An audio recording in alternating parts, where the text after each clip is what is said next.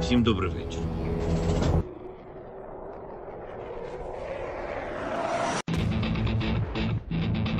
On behalf of the brave.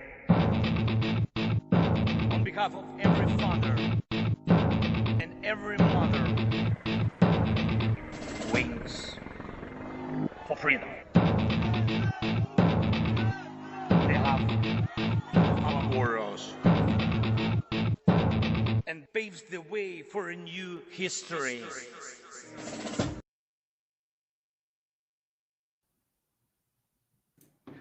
Hello and welcome to Tochnyi Talks. We haven't done one of these in a little while. Usually we broadcast weekly at this time on Sundays. However, today on Wednesday, this lovely Wednesday, we're going to have a great little interview with some excellent guests. So we are very pleased that we have two great guests today. One really especially we're pleased with as he hasn't been on the program before. So, of course, I'll first introduce Jake Broe. He's a United States Air Force veteran who served also as a nuclear and missile operations officer. He now operates a YouTube channel offering in-depth analysis of the war in Ukraine, and his content includes detailed battlefield map updates and interviews with experts. And Fabian Hoffmann, who's appeared on the program a couple times, is a doctoral research fellow at the Oslo Nuclear Project, where his research centers on missile technology, nuclear strategy, and defense policy. Right now, his PhD work is examining the impact of conventional long-range strike weapons on nuclear strategy. So we're very pleased to have two missile experts with us, and we're going to discuss some of that stuff and then some more broad stuff about Ukraine in general. So we wanted to start with, I think, just maybe some stuff for Jake to kind of open things up. We wanted to start with asking you about your background as a nuclear missile operations officer. There we go. And if how has that shaped your view of global security and your perspective on the war in Ukraine? I'll just give you my background. I commissioned through officer training school at Maxwell Air Force Base, and I served for 6 years as a nuclear missile operations officer. My job day to day, I was in charge of the maintenance, security, and operations for the Minuteman III intercontinental ballistic missile system. I did 2 years at Vandenberg. Now it's called Vandenberg Space Force Base, but it was Air Force Base when I was there. I was at the test flight group that does about 4 test launches a year just to make sure that all of our ICBMs in the field are combat ready. I then did 4 years at Minot, North Dakota, which is a very cold place, interesting experience. And over those 4 years, I spent over 300 days underground in a launch control capsule doing my job, providing the nuclear shield and deterrence to the people of the free world. It was a tremendous honor, but physically, I'm 40 now, and I separated 2 years ago. I just couldn't do the 24-hour shifts, the staying up all night, the sleeping on a wooden plank, with a beat-down mattress, eating cafeteria food. So I decided to separate. I started this YouTube channel. I separated from the Air Force in February of 2022. My official separation date was literally like a week before the full-scale invasion kicked off. I had a YouTube channel that I'd been working on for about 2 years, and I was mostly talking about finance and investing topics. I made a one-off video talking about Russia's invasion of Ukraine because this was the largest news story in the world. That video got like 3 times my normal viewership, so I kind of started alternating for a couple months. But my channel was at about 70,000 subscribers, and within 2 months, I doubled to 140. I then realized more people were watching me and subscribed to me for my perspective and thoughts on what was happening with Russia and Ukraine, as opposed to talking about trading options on, S&P 500 stocks. So I made the switch, and for 2.5 years now, I've been talking about and supporting Ukraine. I've probably made over 600 videos and, dozens and dozens of appearances on other channels, just trying to be an advocate for the international rules-based order, democracy, human rights. This is stuff, in my opinion, that shouldn't be controversial to support, but we keep having free and fair elections in Western countries, and in my opinion, the voters keep getting it wrong. Yeah, and I think we're very fortunate that you decided to cover Ukraine. I think you've done a great job advocating for Ukraine and also like informing the public. I think like we can maybe move from there, maybe kind of rapidly, as you mentioned. You've had a very successful YouTube career, and that's transitioned a little bit into some attention from like broadcast media. So you made an appearance on Piers Morgan, and I was just wondering about your experience on broadcast media and kind of how you approached that, and like just your thoughts in general about the relationship between this new form of content that's emerging and in regards to the war and traditional broadcast media. So Piers Morgan Uncensored is not broadcast media. I think a couple of years ago, Piers Morgan was fired from whatever network he was working for at that time. He's bounced around to different networks, and Piers Morgan Uncensored is just a YouTube channel. I'm sure he rebroadcasts on other platforms, and obviously he slices things up and he makes shorts. But I think mainstream corporate media is done with Piers Morgan. He's had some controversies in the past, and he's now just doing his own internet thing. And I think he's been pretty successful. Piers Morgan's strategy is obvious what he's trying to do. He's bringing on very well-known, high-profile people like John Bolton or Leon Panetta or whoever. But then he's also mixing them with popular internet creators. If you want to grow your platform on YouTube, bring on YouTubers. So the only reason why I'm invited to come on Piers Morgan is because I've already gone over 500,000 subscribers. I average over 300,000 views. That's really the only thing Piers Morgan cares about, is growing his audience, which is, in my opinion, very smart. And Piers, bless him, he does support Ukraine. He understands the threat from the Russians, but the audience that he's trying to build and tailor his message towards, there's conflict and there's disagreement on support for Russia and Ukraine. So anytime he's had me appear 3 times now. Anytime he calls me and wants me to come back on, I will come back on, because if I don't make that argument, he's going to have to tap somebody else, and they might not be as coherent or persuasive as me. I feel like I know this issue a little bit better than the average TikToker, and I would like to have that seat at the table and speak to his audience, which has, in my opinion, experienced a lot of Russian propaganda the last 3 years. Yeah, thanks. It was a poorly researched question, but I think you provided a really fantastic answer, so I really appreciate that. It does look like it's cable news. That's what that is what he is trying to appear as he is. He did a great job. He fooled me. But I think now I maybe want to turn to Erlend and Fabian. I think they maybe have some heavier hitting questions for you. But no, I appreciate your candor on that. Erlend, what do you think we should move to? Well, I think we should move on to something that also will involve Fabian, which is directly also your subject, Fabian. This subject has been kind of one of the things that many people didn't want to touch on, because nuclear scare has been some of the things that we tried to avoid as content creators or people who write about Ukraine or discuss lobby about Ukraine with politicians, etc. We tried always to avoid nuclear as a topic because we thought it was irrelevant. But apparently, Russia has managed to make it relevant. And what I wanted to first kind of ask before we go into the specific question is, what are you generally feeling about that? And I think I want to move to Fabian first. Sorry, thanks for having me first. Sorry, could you be a tiny bit more precise? Feeling about what, like the general threat perceptions, or how you're feeling about talking about this kind of stuff, or what is it exactly? Yeah, so like an introduction to the subject. How do you feel like talking about nuclear with relation to the conflict in Ukraine in general? Because I know a lot of people have avoided that topic.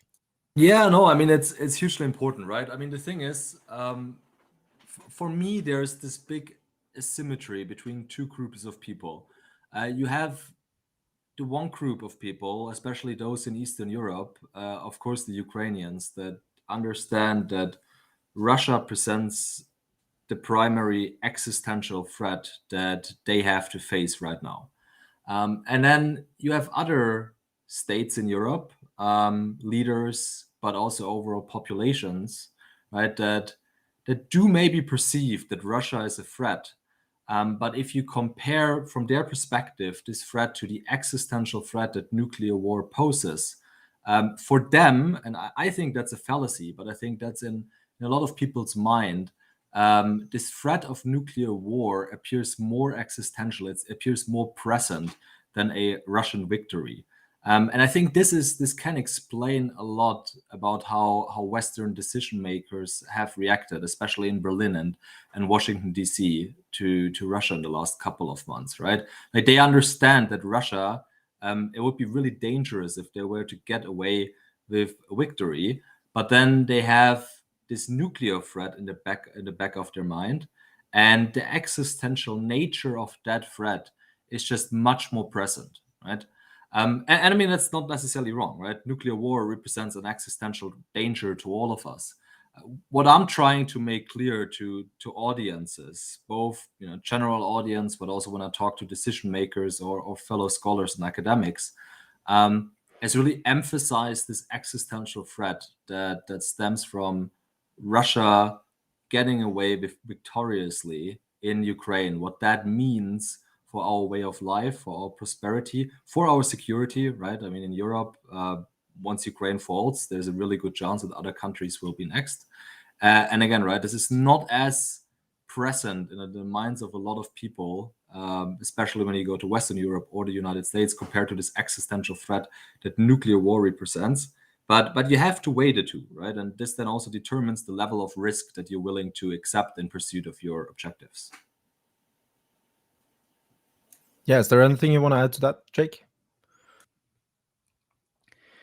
I will add that since Joe Rogan spoke out against Ukraine a couple days ago, the amount of hate comments I've been getting on all my social media platforms has skyrocketed.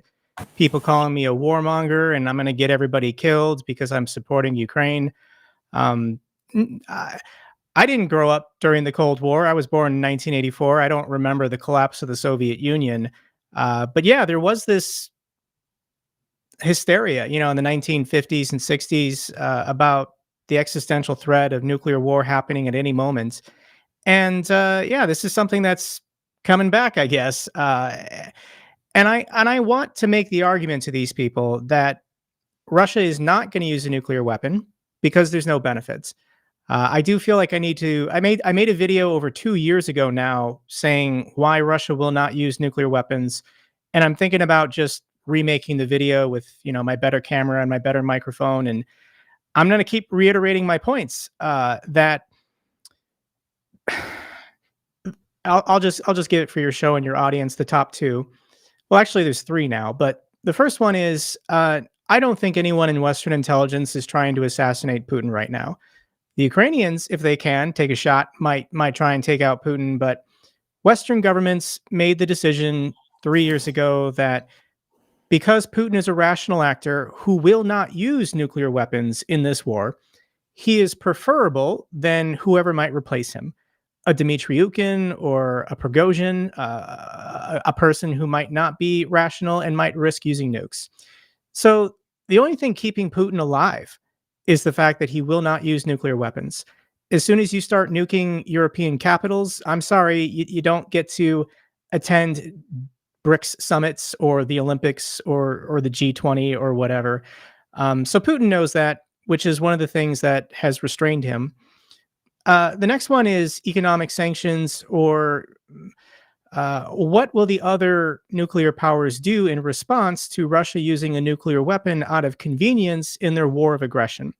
China, Xi made a trip to Moscow. This was like a year and a half ago, 2 years ago. And he explicitly told Putin, under no circumstances can you use a nuclear weapon. If Russia used a nuke, this would destabilize the world, global markets. This would put a monkey wrench into China's plans. So China and India, the other two big nuclear players, they could always participate in sanctions and make life for the Russian people very difficult. And they're not at the moment. They're trying to pretend like they're neutral.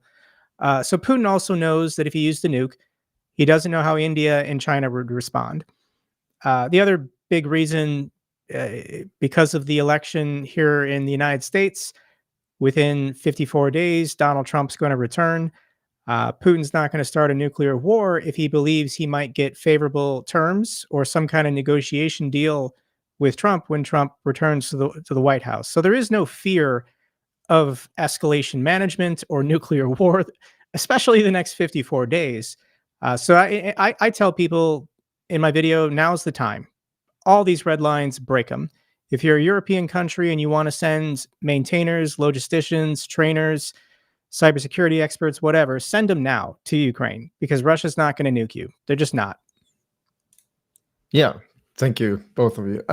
So, and that's actually transitions well into my next question and that is, how has Ukraine's use of long-range missiles such as Storm Shadows and Scalp-EG altered the dynamics of the war? Because now we see that they finally get to shoot these missiles into Russian territory and also ATACMS, and there have been some fairly successful strikes, it seems, at least from the first assessment. Does it change anything in this dynamics with relations to nuclear security at all? Should I start? Yeah, you can start, Fabian. Yeah, sure. I mean, so the basic picture is that long-range strike weapons, whether it's ATACMS, whether it's Storm Shadow, whether it's a Taurus that at one point will come or not, none of these weapon systems are silver bullets, right? They're all part of an integrated whole that you need to fight an effective campaign. And 24th century wars, especially against peer adversaries, they are missile wars, and not having access to missile capabilities puts you at an immediate disadvantage, right? It's not necessarily that you will immediately lose the war. When Ukraine fought quite effectively without long-range strike weapons for quite a while, for more than a year, in fact, or with very little access to these weapon systems. But it's just not as efficient as you could be, as effective as you could be. And then, you know, I think the question whether this will fundamentally change things on the battlefield, maybe it will, probably not. But in the end, right, every missile strike that hits a target matters, right? Every logistic depot that you kill matters in the sense that this is less equipment, less material that will arrive at the front line and that needs to be attrited at the front line. So, you know, in the end, more long-range strike is always better than less. And this is, of course, exactly what Western states have understood, especially the United States. Of course, also China and Russia, right? This is why they're massively investing in missile capabilities. Like a lot of other countries around the world, they just have realized how incredibly important these missile capabilities are in modern war, and you just don't want to go without them. And so in that sense, Ukraine now being allowed to strike inside Russia definitely will have an effect. What remains to be seen is how great this effect will be, but it will definitely facilitate things, right, for Ukraine, I think, across a couple of metrics. And then in terms of how this intersects with the nuclear threat, I think, you know, a nuclear response to this type of action by the West, this authorization, I mean, that was never credible.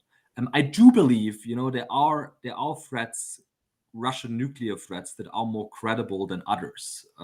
You know, I'm not one who's saying that just because we haven't seen Russia resort to nuclear use right now or until now does automatically mean that they will never use nuclear weapons. I think there are scenarios where it can become more likely. And I think in the end, and this is kind of what Jake hinted at, right? It's coming down to cost benefit analysis. If the benefits or the costs outweigh the benefits, then it's incredibly unlikely. But if the benefits were to outweigh the costs, at least the perceived benefits and the perceived costs, then it might become a possibility. For me, such a scenario is, for example, if Ukraine can credibly threaten a land invasion of Crimea, given that Crimea is arguably the political and military center of gravity of this war.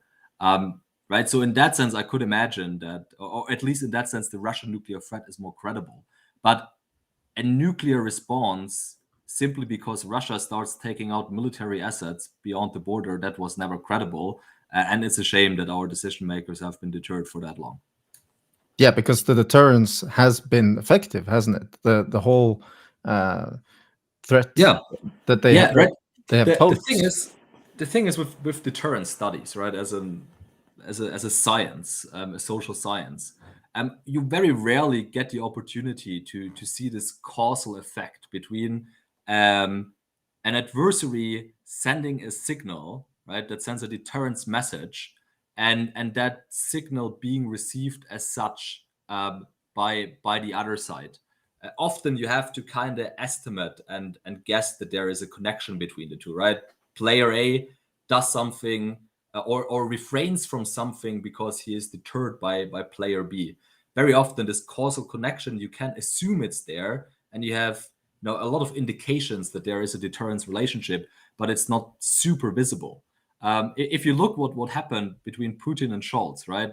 Russia sending out the nuclear signal, and Putin coming out openly stating over and over again that no, we're not going to send Taurus because we're afraid of nuclear war, because we're intimidated by those nuclear threats. But making it as explicit as Scholz has done that's something you get very, very rarely. Right? This is from the Cold War. This is something the Cold War leaders intuitively understood. This is just absolutely nothing you're ever allowed to do.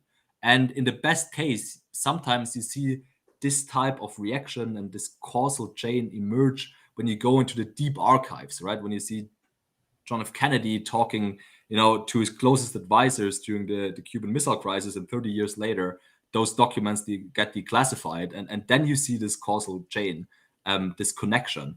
But that you see like this immediate, super open, explicit response to Russian nuclear threats, and basically admitting that we're incredibly deterred. That's first of all a huge policy failure, and then of course, right, it's very rare from an academic perspective. Yeah, thank you. So I guess I'll move to the next question and give that to Jake, because Can I leave a comment real quick? absolutely. Sorry. It's important that we use the correct language. Language matters. These are not long-range missiles. These are short-range missiles. The maximum range of an ATACMS is about 300 kilometers. We have internationally recognized standards for classifying what range a missile is. Long-range missiles are ICBMs, greater than 5,500 kilometers. Interrange missiles, intermediate range missiles, is 1,000 to 5,500. Anything less than 1,000 kilometers, by definition, is a short-range missile. So this is, I think, part of the reason people are scared and confused, and this is playing to Russia's advantage, that we're using the wrong language. If all of the headlines were saying short-range missiles approved for Ukraine, would people be freaking out as much? And language matters. So GIMLRs, which have a range of about 90 kilometers, have already been used on the territory of Russia for the last 5 or 6 months, ever since Russia reinvaded Kharkiv. So this approval for Storm Shadows, which I think go up to maybe 500 kilometers, and ATACMS, these are still short-range missile strikes inside of Russia, because Russia is using this to their advantage. They want a safe space to launch their attacks into Ukraine without the Ukrainians being able to fire back. But that's not how wars are fought. And if Russia doesn't want to do this, they can stop fighting this war at any time. Yeah, I would just say I kind of disagree, but I'd be happy to move on because we. No, what do you got? Say it. Say it. Yeah. No. Okay. I mean, like the idea, right, of a long-range strike capability is that you engage the adversary from standoff range outside the weapons engagement zone. And right, I'm not saying long-range missile. It's a long-range strike weapons. That's generally a widely used term, both inside and outside militaries. So right, basically, like this classification that you said, that's relates specifically to ballistic missile capabilities, where you have the short-range spectrum between anything from 0 to 1,000, medium 1,000 to 3,000 kilometer, intermediate range 3,000 to 5,500, and anything above that is an ICBM. We don't have these categorizations really for cruise missiles or rocket artillery, and we group all of these weapon systems under the overall term of long-range strike capability. I see the argument that you can make that this plays into an overall narrative that these weapon systems are more traumatic than they are. But I think, right, if you come in with proper explanations, and I think we've been able to do that quite effectively, including talking to journalists, that you say, look, the range of that thing is actually 300 kilometers or 550 or whatnot, and then you outline the implications. No, it was good information. Yeah, I would agree. There's definitely like a semantic question around this like long range term. It definitely comes up with the German Taurus stuff. It seems like I don't know, like there's the word, they use a very specific word for it, and I would agree that it has like a strong influence on public perceptions of weapon systems. But yeah, I think I also agree with Fabian's point that like it's important to be technically correct and all that. So I don't know, Erlend. Yeah, so yeah, long range fires, long range strike capabilities is something I'm familiar with, and it's not in the thousands of kilometers range, but yeah, I'm not a missile expert, anyways. Okay, so after the massive Russian use of nuclear threats towards both Ukraine and the West, especially these videos that they show on their propaganda TV channels where a massive wave hits the UK and drowns everyone, or animations of hitting capitals in Europe. Has this turned nuclear threat into a weapon on the same range of other fire capabilities for Russia? And has that altered how we should look at nuclear deterrence as a whole? And I think I want to go to Jake, and then Fabian, maybe he will have something to complement. I think this is terrible what Russia's doing. They're talking about historical claims and then brandishing their nuclear arsenal, saying, this once belonged to us, it should belong to us again. If you don't, we might nuke you. This is not tolerable to the international community. Nobody should be tolerating this. India and China really should be participating in economic sanctions to punish the Russians, because if this precedent holds, if Russia is allowed to succeed after, these animations of nuclear weapons going off in the ocean and then destroying everybody in the United Kingdom, we can't let nuclear scare tactics determine how we live our lives and how we redraw the map of the world. So I hope that we have the political courage and the political will. But as far as living under the threat of nuclear weapons, I mean, have we really experienced this or felt this the last 40 or 50 years? Things peaked a little bit in the 1980s, but then they quickly calmed down after Gorbachev came into power. So yeah, this is something that we're re-experiencing as humanity. We had this lull in the Cold War, but Putin wanted to bring the Cold War back. And I just think about, all the lessons of history I've learned and the movies I've watched, and I don't want to see nuclear war. But I also know we can't just give in to Russia's demands today, because if it succeeds, that's a precedent for other dictators around the world to start talking about historical claims and then threatening to nuke people unless they can redraw the maps of the world. Yeah, I fully agree with that assessment. I think the decision makers, again, going back to the Cold War, they intuitively understood that, if you engage in a nuclear crisis with your opponent, whether it's from the perspective of the Soviet Union or the United States, I think both players really understood that. You have a risk as the crisis escalates, right? It's not a conflict, it's not a shooting war, but as a crisis escalates, first politically and then as the signaling intensifies, the risk of a nuclear war increases. So that's dangerous.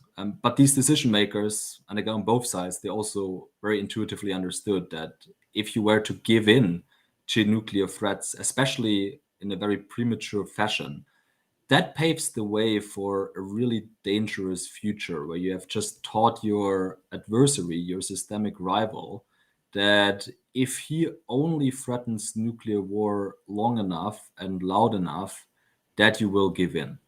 And especially now in the context of Ukraine, I'm really afraid that if Russia gets away with that, and if they will, if they win this war, to a large extent, it will be because their nuclear threats have deterred the scope and the intensity of our aid to Ukraine. So they will learn that nuclear threats are useful. They have high utility, and they can effectively scare us with that.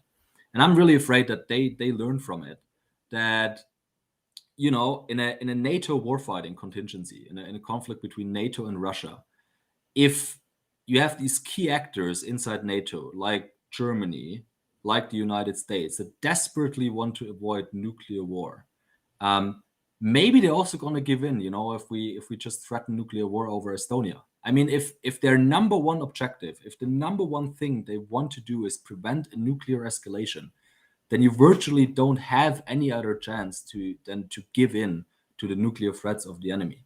And the thing is, Russia could be fully wrong with that, right? Maybe NATO Article 5 stands and everyone will be standing united and fully respond to Russia's nuclear threat and the invasion and whatever it looks like. Maybe Putin fully miscalculates, right? But even if he miscalculates, we're still in a shooting war with Russia. So the best thing we can do and what we should do is think about how we can deter that scenario. And deterring that scenario does not start with giving in to Russian nuclear threats in the context of Ukraine over and over again. Because again, right, this is what's teaching Russia a really bad lesson right now. Yeah, and we used to have this balance, right? We used to have, I didn't live it, so I can't really tell how that experience was, and I didn't study it well enough. But we had a balance where the United States and Russia kind of equaled each other. And yeah, there were some scary situations along the road, but studying it, for me, it looked like there was some sort of balance happening. But now there's disbalance. Like there's not a balance anymore because of these threats. And have that changed how our European nuclear umbrella that is mainly provided by the US, has that changed anything, Jake?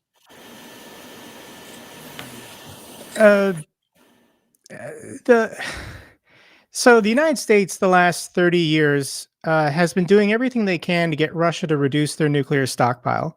At the moment, Russia has about 6,000. The United States has about 5,500. We always let the Russians have more so that they can be proud of themselves and pound their chest and say, we have the most nukes in the world.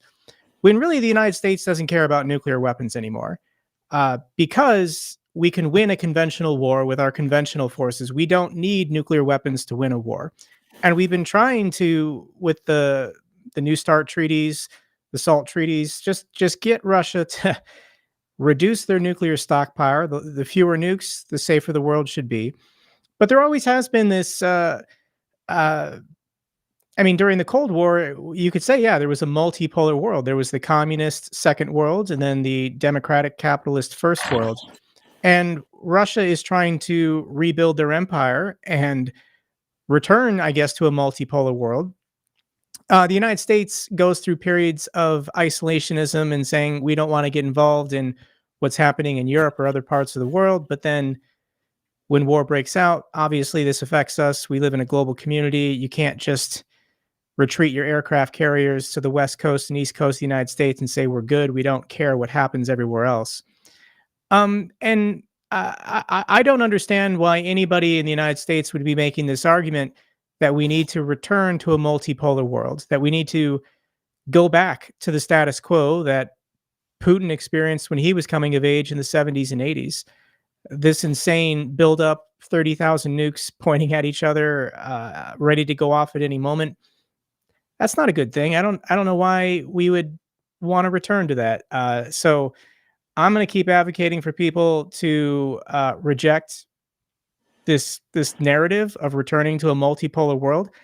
The United States is not perfect, but I had this conversation with Artur Rehi. He's from Estonia, and I said, yeah, you're part of America's military alliance and our economic social order or whatever, but do you feel like the United States controls your government? Do you feel like the United States picks your leaders? And he said, of course not.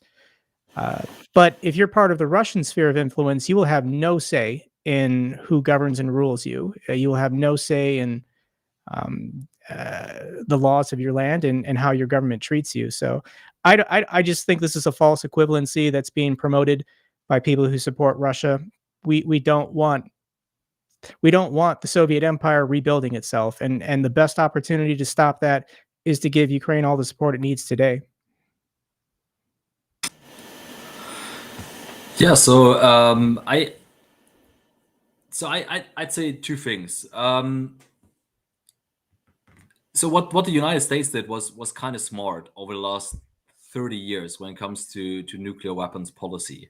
Right, there have been several consecutive nuclear arms reduction in terms of the deployed arsenal. So like the number that you see there on the screen, that's the overall arsenal size, including all those warheads held in reserve, but they're not operationally deployed, a lot of them. In terms of strategic nuclear warheads, so the ones, the really big ones that would go after either cities or the enemy's nuclear weapons, so for counter value or counter force purposes, as we call it, they're around 1,500 to 1,600. Russia left the New START treaty, or at least I think they officially they suspended their participation. So they have not yet fully left the treaty, but they're at least not officially obliged by it anymore. That being said, Russia does not have the capacity to dramatically increase its deployed nuclear arsenal right now, a strategic nuclear arsenal, right? They theoretically have a bunch of silo fields that are empty, but Russia doesn't have the capacity to build new ICBMs or to reinstate a really large number of those stockpiled warheads. That would take a lot of time, a lot of money, a lot of capacity, none of which Russia currently has. And arguably, right, given that they're involved in a large-scale conventional war, they probably have other priorities right now. Then from a European perspective, right, this is something that I'm quite concerned about. If the United States were to leave NATO, either officially or simply say, we're not coming to defend you if push comes to shove, NATO would lose, or Europe would lose a large part of this nuclear capability of the alliance. The reason why this can be useful, and this also goes back to the Cold War, is the United States officially, right, in official diplomacy, they accepted what we call mutually assured destruction with the Soviet Union and then later also Russia. That nuclear war cannot be won, should not be fought. If it's fought, everybody will lose, Armageddon. In reality, American nuclear doctrine is what we call damage. It's a counterforce posture with the aim of damage limitation, right? If push comes to shove, if we have to fight a nuclear war, we will try our hardest that we limit the damage that our adversary can inflict upon us in a nuclear strike. And this was, by the way, needed in order to credibly reassure European allies, right, that were confronted historically, but also after the Cold War, with this massive Russian nuclear arsenal, that the United States did not just say, look, we're going to retaliate on your behalf, but if things go really bad, we're going to take out the Soviet and the Russian nuclear arsenal before it can go off. And that's something that the United States can do, one, because of the relatively large number of weapon systems, which is similar to that of Russia, but also because the US nuclear arsenal is qualitatively dramatically superior to that of Russia.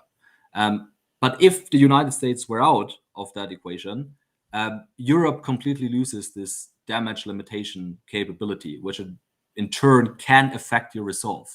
Right? This is also something we see during the Cold War, that nuclear balance actually matters. Even if both sides have really large arsenals and can destroy each other, decision makers are quite attentive to the nuclear balance and to what extent the other side can limit damage if push comes to shove. And I think this could be another step in the direction of falling for the Russian nuclear threat and how our decision makers would react to that. And I don't think right now Europeans are prepared at all to compensate for the lack of the US nuclear arsenal, and that's quite dangerous. Yeah, and if there isn't unbalance now because of the propaganda and the threats, which we can perceive them as real or not by the Russians, but they are definitely effective. What would be the steps necessary to take in order to gain the balance again and reassure our political leaders and the populations in Europe and the US that nuclear escalation is far away from the reality? And I want to go I'll to jump Jake. in. Yeah. I'll jump in and just say, yeah, the point that Fabian just made is a nightmare scenario. The United States has 450 of these Minuteman III silos across North Dakota, Montana, Wyoming, Nebraska, and even Colorado. And yeah, if the United States doesn't want to cooperate or respond, and they don't want to launch those 450 as well as the bombers, what the UK and France has just with their submarines, yeah, there's no, you can't take out Russia's. Yeah, what Fabian just said is very alarming. I hadn't really thought that through completely. If for some reason the next president of the United States doesn't want to respond to a Russian nuclear threat, there's no good answer. I mean, there's nothing Europe can do in the short term to start building nuclear silos. I mean, they can increase their they can increase their they could increase what they could do in the air, but no, there's no short-term fix for the for Europe. I don't know. Yeah. Somebody else can jump in here. I'm stumped. There's no good answer here. I'd say the solution, it's not a perfect solution, but if you lack the capability, the number one thing that you should do to try and compensate for that is to demonstrate resolve, right? What we're currently in with Russia is what you would call a risk-taking competition. Both sides take deliberate steps towards moving whatever we're in right now, this, let's call it a crisis, right? From a broader NATO-Russia perspective, obviously for Ukraine, it's a full-scale war. But you move closer and closer to the edge, right? So both sides take deliberate steps. Russia quite a lot faster than we do at NATO. But you demonstrate to the other side continuously that you are still resolved to stay in this fight. And that's what I'm seeing from a lot of European decision makers, not in Eastern Europe, right? Not in Northern Europe. Well, Norway sometimes, but if you look at Sweden and Finland, Estonia, the Baltics, Poland, right, there is still a lot of resolve left. Or in fact, it never vanished. Right? These countries, especially the Baltics, they may lack capability, but they easily compensate that by demonstrating enormous amounts of resolve. They're basically making clear to Russia, look, whatever happens, we're not going to give in. We're going to fight until the last man. And if you try something stupid, worst case, we may not going to win, but we make this an absolute nightmare for you. And then you have the other side, right? The Western Europeans, especially Berlin, Germany, where it's like, oh my God, no, please no crisis. Please let me back down. I don't want this thing to escalate. And that's horrible, right? If you lack the capability, at least compensate it by demonstrating resolve. So this is what we have to do right now. And especially if the United States were to back out from NATO commitments, you need to have these other big European members that demonstrate immediately and very clearly that they are absolutely prepared to defend every inch of European territory. And you know what? Even if that means that it's going to be a full-scale annihilation for all of us, we're not going to care, because in the end, we're not going to give down to Russia. And if Russia wants to lead us to nuclear Armageddon, we're fully prepared to go all the way with them. That's what Cold War decision makers understood. And because they understood that, you actually never got to the point where things got so dicey. I think a lot of the reasons why we're in a tricky position right now is because our decision makers are too willing to back down. And it's actually encouraging rather than discouraging Russia. Yeah, and then you can introduce the question of what so-called hybrid threats, which might be a very bad term, because Russia is actively using this as any other fire capability that they are using in Ukraine. They're using it on us Europeans and on the Americans. Sabotage, just lurking around gas and oil installations that keep Europe warm, all these kind of things. contribute to the Russians perceiving that they have power, which they cannot necessarily use without escalating to the critical point. But when they keep it at the level it is now, it's very effective, unfortunately. So how do we then reestablish our assurance, Jake? How to reestablish our assurance? What do you mean by assurance? Yeah, our assurance that we're far from a nuclear escalation, so that our decision makers will be willing to make the necessary steps to respond to these so-called hybrid threats, and also the propaganda which is coming out of Kremlin. Well, it's a very rational question, but in 54 days, I don't think we're going to get very rational decisions. Yeah, I do think resolve matters. I think language matters. I think every time the West hesitates or backs down in any way, it just emboldens the Russians. Putin is only continuing this war at this moment because he thinks he can still win. You convince the Russians they're never going to win by demonstrating your resolve.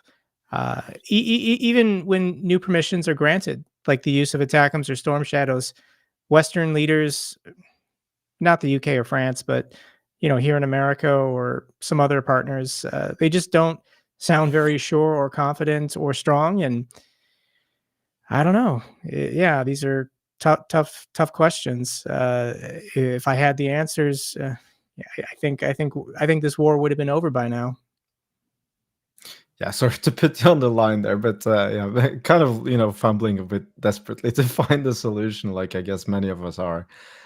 Colby, you're finally with us. Do you have any points to add to the previous conversation? No, sorry, I was a little bit late. I was having some trouble with my internet, and I'm a little bit under the weather, so I've just been enjoying listening in. I don't have anything in particular that I want to weigh in. It's been a good conversation so far, and thanks to Jake for joining us as our special guest, and Fabian as well. Colby, you got to join Blue Sky. We got to get you over there. Yeah, a few people are saying that, but I don't know. We'll see. I'm not convinced, and I struggled already finding the time to do Twitter, and on top of everything else that I should be doing. So I don't know that I have time to add another website. After 2 years of grinding on Twitter, I'm at 45,000 followers. I post all day, every day. I've been on Blue Sky for 2 weeks, and I'm already at 23,000 followers, and my engagement on Blue Sky is already 3 times what it is on Twitter. Like, the platform is rigged against people who talk about pro-Ukraine topics. Like, Elon has completely foobarred the algorithm. It's not the platform is not going in a good direction the next 2 or 4 years. Just being honest. I have the same experience. I'm actually like at 43 on Twitter. 9K right now on Blue Sky, and probably at least the same amount of engagement, if not more, on Blue Sky, especially on certain topics. So it's 100% agree with you, Jake. Yeah, Elon screwed us when he bought the platform 2 years ago. We've all been suppressed this entire time. Yeah. Well, good plug for Blue Sky. We actually just reached 1,000 followers on for Tochnyi, and we're happy about that. I gotta get steadily content out there, and we'll probably grow to better reach as well. Gonna try and get back to topic. But yeah, you sent me a topic, Fabian, but I think we already kind of wandered mostly into it. But one thing that I think is a little bit challenging, and I'm not sure if it will fit the discussion, but I hope so. So will we have to revisit the principles that have been generally accepted as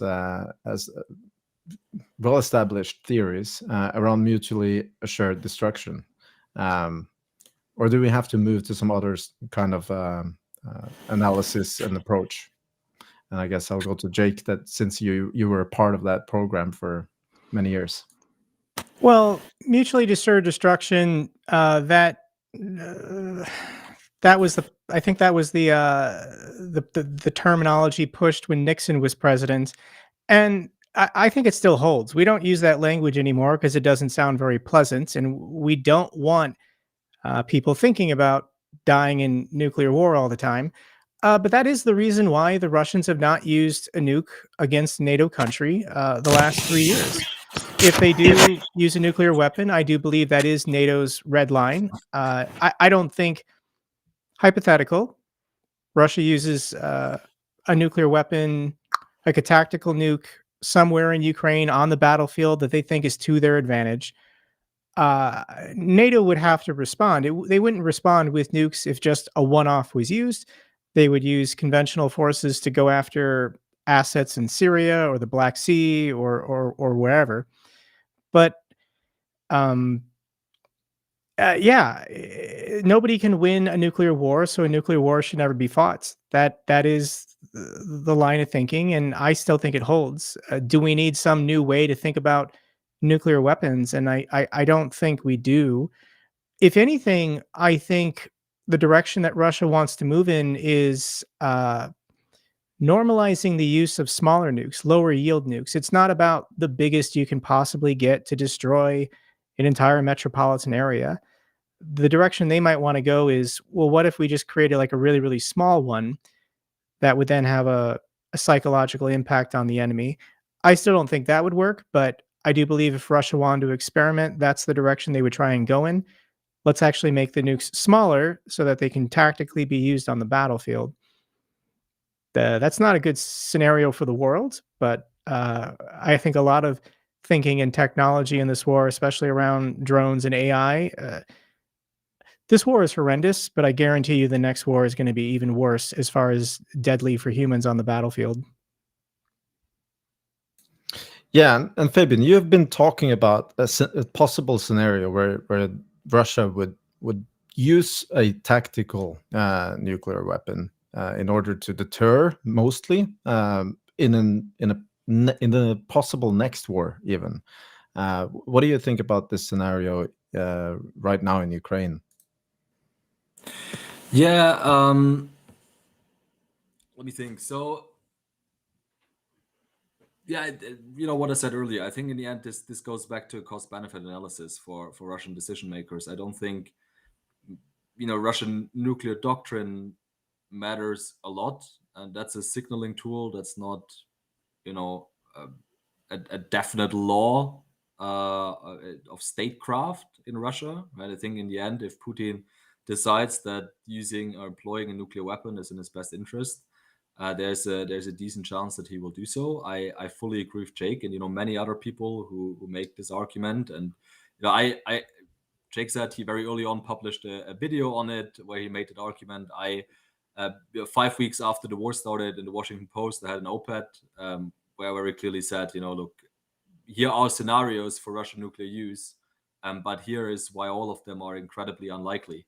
And I still stick with that, right? I don't see right now there's a serious possibility of nuclear escalation.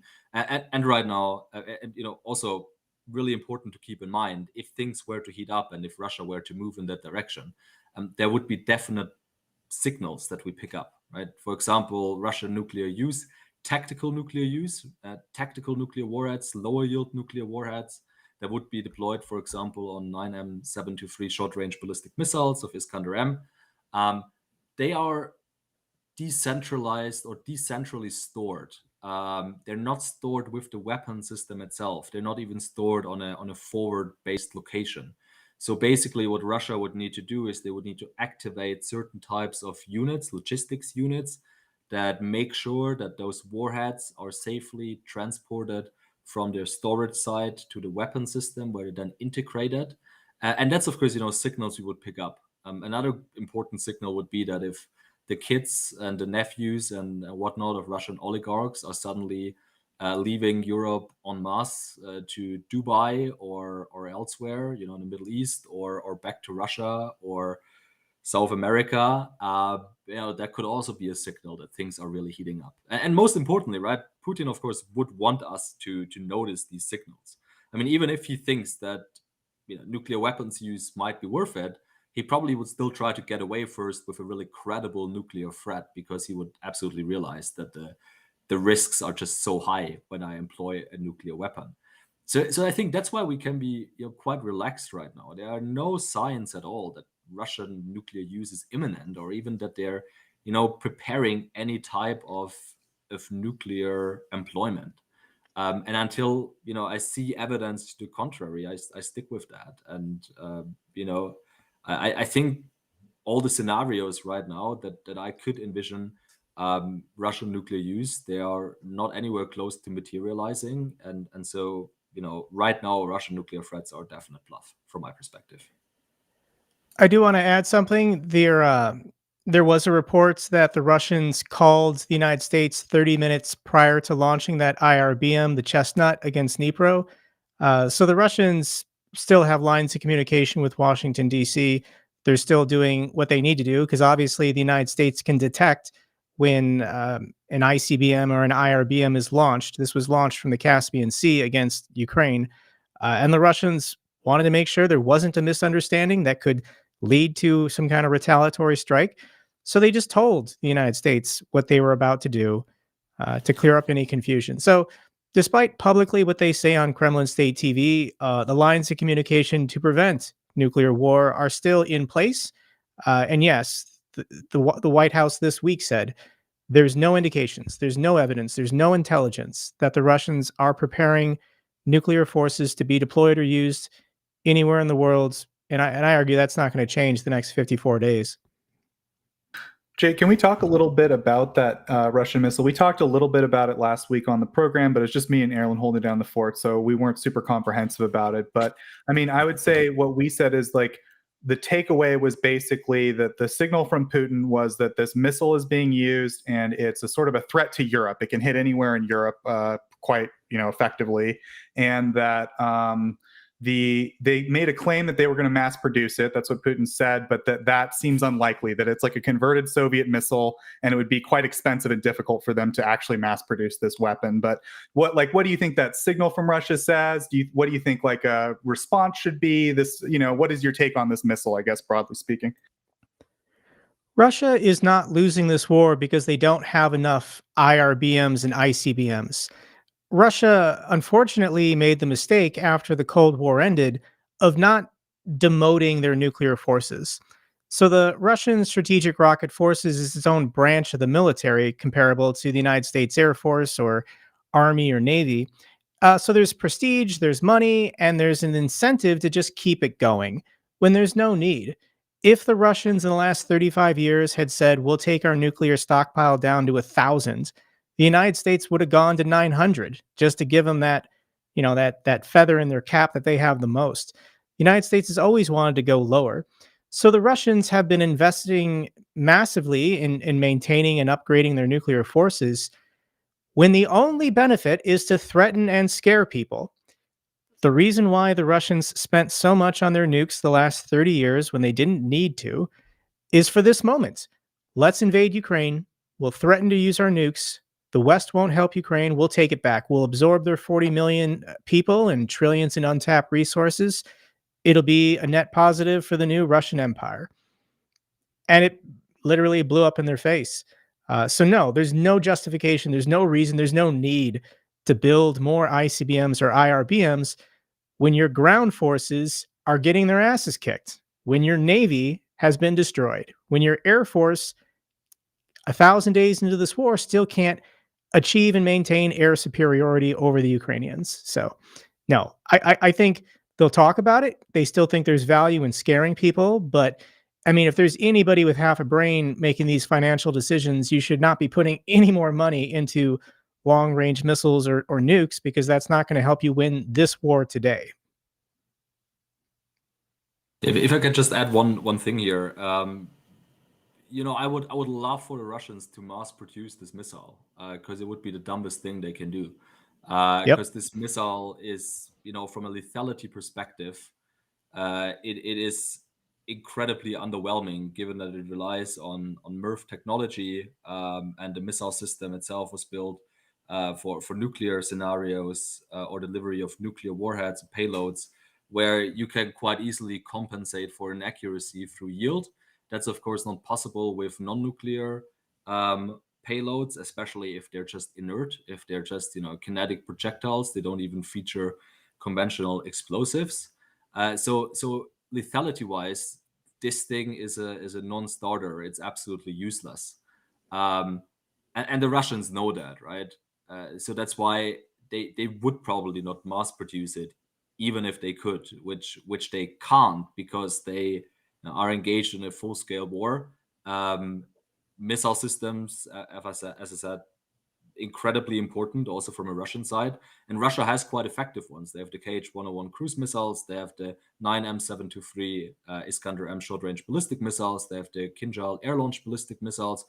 These things may be subpar compared to what the United States can field or China, but they're still quite effective. And they have effectively destroyed a range of high-value targets in Ukraine. So that's why they're going to pour in their capacity, their industrial capacity for building missiles into these types of systems. They're not going to set up a new production line for this MRBM. And again, even if they could. So what they will do is they probably have a bunch of RS-26. That's the missile on which the Oreshnik is based. A bunch in storage. I would assume not more than 20 to 30. They're going to convert and modify a few of those. They're going to hold them in reserve. I think a key part of this missile signaling that Russia has done is, given that it's a medium-range ballistic missile and its flight profile is quite different from short-range ballistic missiles or the Kinjal, which technically is a medium-range ballistic missile, but very much behaves like a short-range ballistic missile. That's why it can be intercepted by Patriot or SAM-T, for example. With this new MRBM, that will be very, very difficult to defend with Patriot or other existing missile defense capabilities in Ukraine's arsenal. Patriot can defend technically against it, but the defendable footprint is very, very limited. So one of the key reasons why this weapon system exists is because Russia can signal to Ukraine, not just to the West, but specifically to Ukraine, that it is able to inflict damage at will, right? This is a missile system you cannot really intercept. And even though its lethality, as I said, is very, very limited, if you launch it at a population center like Kyiv, there's a decent chance you're going to hit something. So I think, right, this is also like a small psychological aspect, a signaling aspect, which is just that, look, this is this new threat. It's not going to be the best missile we ever built, but you can't really defend against it. So, you act based on that. I think that's one of the reasons why we're seeing it. Yeah, thank you. So I want to move a little bit to PSYOPs because I'm sure that some of you are familiar with it a little bit. PSYOPs is a means of fire, and the Russians are very effective in their use of PSYOPs. We've seen these the propaganda that has been infiltrated both on the social media platforms, but also journalists that have been fed by the Kremlin for the entirety of the full-scale invasion and also before, of course. How can we establish a counter to that in the West? Because we've certainly not focused enough on it. We see platforms like X being destroyed, not necessarily only because of Elon, but also because of all these troll farms, etc. And we see Facebook, other platforms being infiltrated the same way, but also our general media pictures being twisted by false narratives and also false threat perception because of very effective PSYOPs. So I'll go to Jake because I think you talk about this quite often. I think Americans, especially after our most recent election, are still trying to figure out how is information dissemination in the population changing. And I'm convinced at this point, a majority of Americans, I can't speak for Europeans or any other parts of the world, but a majority of Americans are now getting their information and news from social media rather than legacy or traditional media. For people who say, I'm appearing on this segment on CNN or Fox News, or I'm writing an op-ed, or I'm publishing a book, I'm sorry, but that's important. Those are great. People should keep doing those. But day to day, people are getting their news and information and forming their opinions based on their favorite social media influencers. These are the Theo Vons and Joe Rogans and Candace Owen. And I think the right, and especially the Russians, have already figured this out. Get people to reject authority, question scientists, question experts, question military people who actually understand the conflict, and promote people who are honestly just trying to make money. For a lot of these influencers, they don't have any credible or legitimate background or experience or authority on this topic, but they know if they push a certain narrative and they push it hard, they'll get a lot of clicks, they'll get a lot of engagement, and that's how you make your money on social media. I've been blessed with how large my YouTube channel is, and I do very little to monetize it. I do very little to, like, I don't sell t-shirts, I don't sell courses, I don't take sponsorships.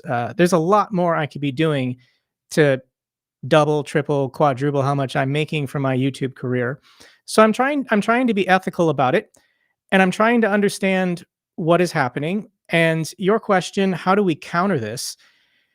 And my opinion is we need experts to get on social media. There are so many university professors living in their ivory towers. They have the knowledge, they have the experience, they have the expertise, and they're just waiting to publish their next book in 2 years, or they're waiting to do a cable news appearance next month, when the information is happening every day.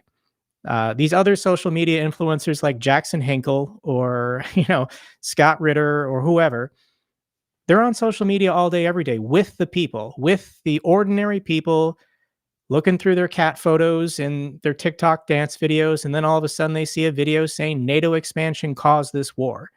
Are you upset about having to hear about people dying? Well, this is NATO's fault.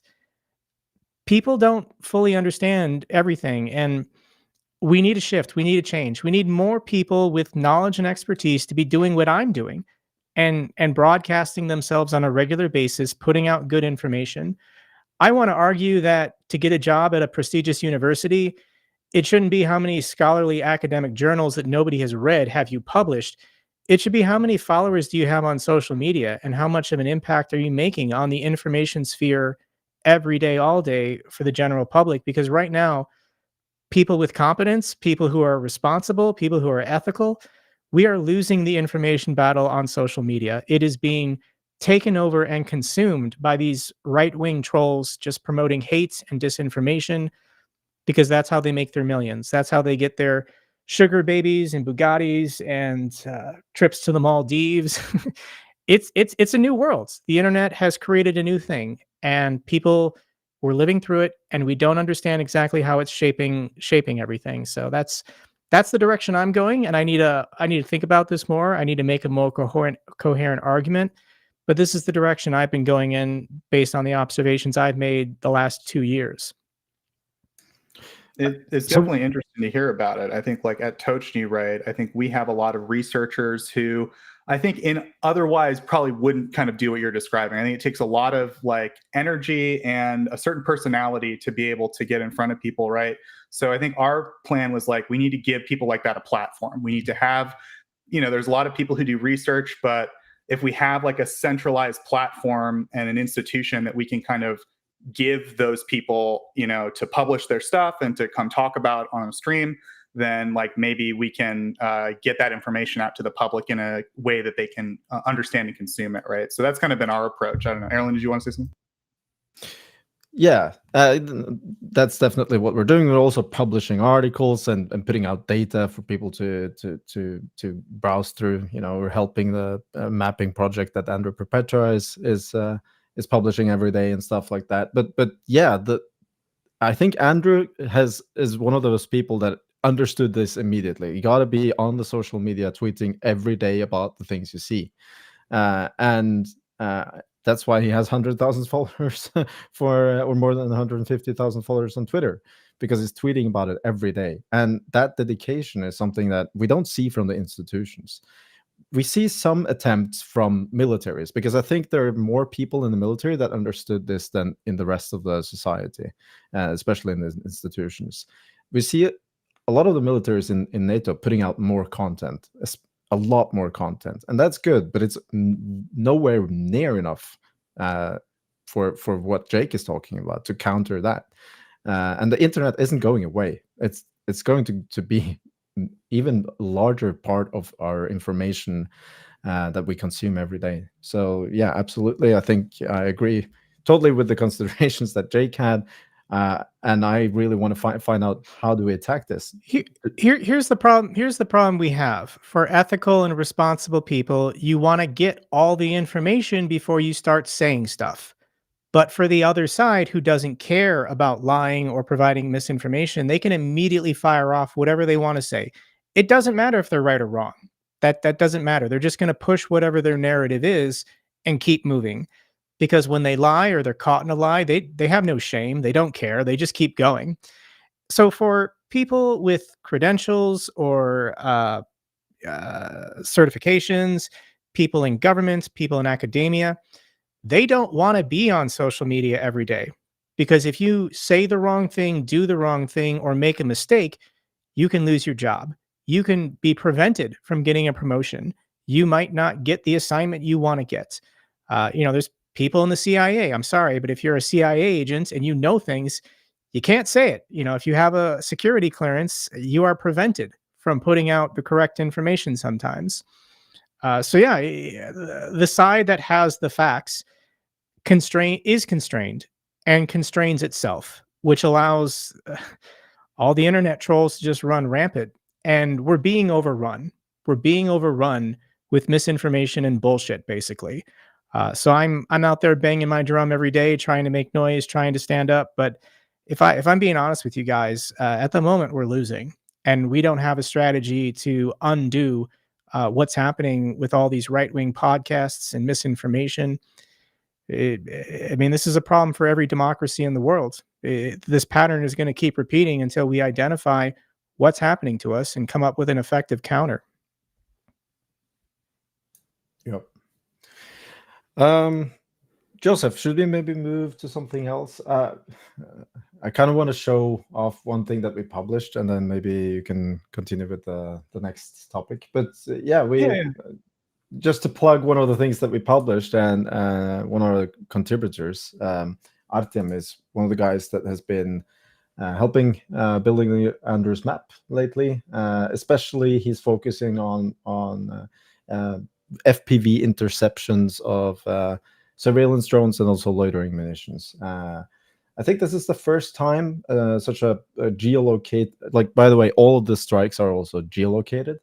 And I've never seen anyone publish anything like this until now. There's been a lot of compilations, a lot of talk about it, but Artem has been really grounding down the hard work that needs to be done to kind of get a larger image of what is actually happening. And this has been one of the things that have revolutionized warfare, both cheap ISR drones, right? So that the possibility to launch hundreds of ISR drones that you can basically treat as disposable, because a SAM, short-range SAM, is too expensive to take down everything that is flying there when it costs less than $10,000 sometimes. But FPV drones, you can get them for $1,000 and intercept these ISR drones, and it has changed warfare, and especially also changed the war in Ukraine for the better for the Ukrainians. So that's interesting. I recommend people that are interested in this topic to go and have a read. You don't necessarily need to read 15 pages this time. Some of our reports are a little bit on the long side, but Artem did a really good job on breaking down the stats that are important, and he has also published a slideshow with maps that show what drones are taken down where. So that's a lot of good information. I love your graphics. You guys have very good visuals. Oh, thanks. Chris, shout out to you. So yeah, Joseph, what's the next topic? Well, I wanted to talk a little bit about North Korea. I thought really hard about how to frame the question where it's not like injecting my own personal views into anything. So I'll just put it this way. You're a strategic planner in South Korea, right? I would say, as far as I can tell, I'm certainly not a North Korea scholar, but like North Korea has been pretty isolated for the last 30 years, right? I mean, it's been a situation where like China and Russia kind of both occasionally begrudgingly feel responsible to not allow the North Korean state to completely collapse. But beyond that, pretty isolated. You've now seen North Korea start selling shells to Russia on like a massive scale in exchange for like gold bullion and air defense systems and all kinds of stuff. You're seeing like significant technology transfers. You're seeing now North Korean soldiers fighting on the front line in Kursk as like a South Korean strategist. But you also know that the public overwhelmingly says we don't want to send military equipment to Ukraine. It's, as far as I understand this week, 86%. So, like, what do you think from that perspective? What do you think they can do in that situation? Do you think there's maybe an alternative strategy they can pursue? Is it maybe not as big of a threat as I'm making out? Should they just respect the South Korean people's decision and kind of stay out of it, or do you think there's something they can do here? I'll turn that to Jake first. I have a unique perspective because I lived in South Korea for 6 years. And when I arrived in South Korea in 2009, obviously I have this morbid fascination with the North because it's the most objectively weird and dysfunctional society in the world. And nobody in South Korea wants to talk about the North. That is the cultural norm, the expectation, just day to day, because the North Koreans since 1953 have been threatening the South and trying to get reactions in order to get concessions and negotiations. The general blanket policy, the cultural norm in South Korea is we don't talk about the North. It's embarrassing. It's embarrassing talking about your dysfunctional, belligerent, messed up family members that share your history, your language, your culture. So I did see that poll from Yonhap News that about 80% of South Koreans oppose sending military aid to Ukraine. I think the government wants to do it. I think the military planners and the president do, but the general public, the general population is we don't want to get involved. And I understand the argument. Europe has the economic capacity. Europe has the military ability to completely and fully support Ukraine. Why should people 8,000 miles away start sending military aid? Now, the South Koreans have already done lots that's beneficial, partnering, for example, with Poland to increase production of their K1, K2 tanks or whatever in Poland. Those kind of partnerships, it's not free aid. These are established business deals, but this is beneficial for the Europeans. The South Koreans have also, I'm sure, have transferred artillery to the United States, freeing up stockpiles in the United States to then be sent to Ukraine. There is stuff off the books behind the scenes happening. South Korea is helping, but as far as South Korea, I think getting more involved, they're not going to do that if Trump opposes it. If Trump wanted to apply pressure on South Korea to get more involved, then maybe that would move the needle. But if Trump's national security team is already talking to them and telling them, don't get involved, don't do this, I don't think there's a chance of it happening. Yeah, it makes sense. I mean, from a U.S. perspective, do you think that it seems to me, right, everyone's approaching the North Korea problem from like the Ukraine and European perspective, but it seems to me that it is a South Korean security issue, or it is a Korean security issue. In other words, you have a state that was isolated, technologically backward, not diplomatically having any allies, going from that to having a very strong on paper military alliance with Russia, having a market for like liquid assets like cash and gold that they just didn't have before, having access to advanced technologies. Like if you're, there's always jokes on Twitter about like Indo-PACOM guys and Europe guys, and they're always like crying because everything's going to Europe and not going to China. Like is as an Asian security issue, do you think things have changed? Has the game changed?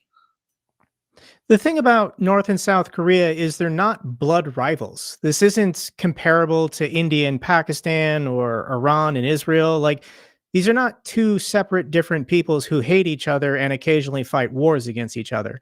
They're one people.